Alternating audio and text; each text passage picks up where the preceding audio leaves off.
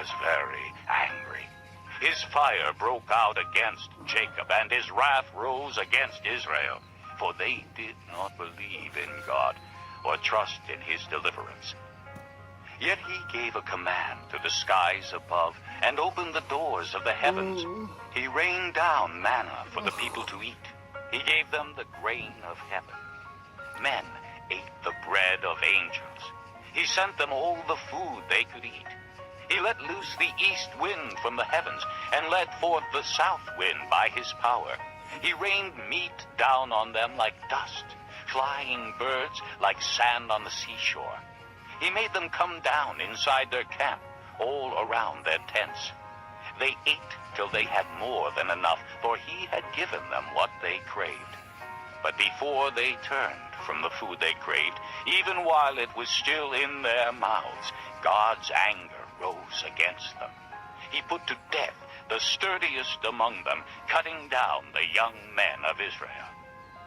In spite of all this, they kept on sinning.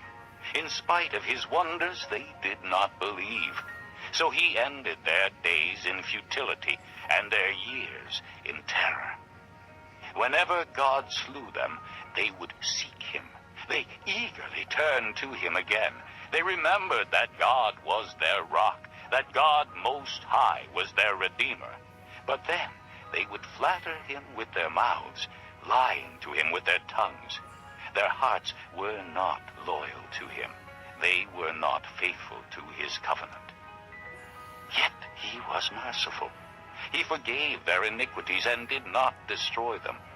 Time after time he restrained his anger and did not stir up his full wrath. He remembered that they were but flesh, a passing breeze that does not return. How often they rebelled against him in the desert and grieved him in the wasteland. Again and again they put God to the test. They vexed the Holy One of Israel. They did not remember his power, the day he redeemed them from the oppressor, the day he displayed his miraculous signs in Egypt, his wonders in the region of Zoan. He turned their rivers to blood. They could not drink from their streams. He sent swarms of flies that devoured them, and frogs that devastated them. He gave their crops to the grasshopper, their produce to the locust. He destroyed their vines with hail, and their sycamore figs with sleet. He gave over their cattle to the hail, their livestock to bolts of lightning. He unleashed against them his hot anger, his wrath, indignation, and hostility, a band of destroying angels. He prepared a path for his anger. He did not spare them from death, but gave them over to the plague. He struck down all the firstborn of Egypt, the firstfruits of manhood in the tents of Ham. But he brought his people out like a flock. He led them like sheep through the desert. He guided them safely, so they were unafraid, but the sea engulfed their enemies. Thus he brought them to the border of his holy land, to the hill country his right hand had taken. He drove out nations before them and allotted their lands to them as an inheritance. He settled the tribes of Israel in their homes. But they put God to the test and rebelled against the Most High. They did not keep his statutes. Like their fathers, they were disloyal and faithless, as unreliable as a faulty bow. They angered him with their high places. They aroused his jealousy with their idols.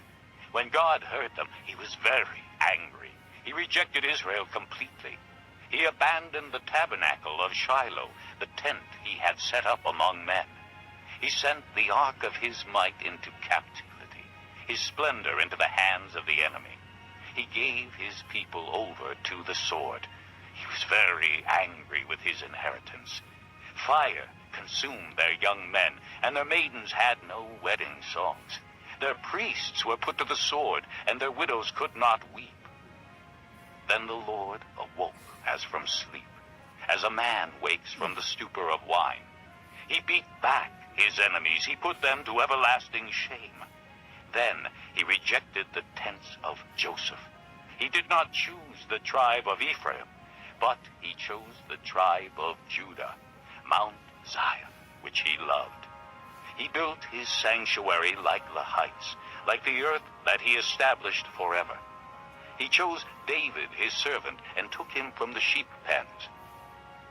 From tending the sheep he brought him to be the shepherd of his people Jacob, of Israel his inheritance. And David shepherded them with integrity of heart. With skillful hands he led them. Psalm 78, a maskil of Asaph. O my people, hear my teaching. Listen to the words of my mouth. I will open my mouth in parables. I will utter hidden things, things from of old, what we have heard and known, what our fathers have told us. We will not hide them from their children. We will tell the next generation the praiseworthy deeds of the Lord, his power, and the wonders he has done. He decreed statutes for Jacob and established the law in Israel, which he commanded our forefathers to teach their children, so the next generation would know them, even the children yet to be born, and they in turn would tell their children. Then they would put their trust in God, and would not forget his deeds, but would keep his commands. They would not be like their forefathers, a stubborn and rebellious generation whose hearts were not loyal to God, whose spirits were not faithful to him. The men of Ephraim, though armed with bows, turned back on the day of battle.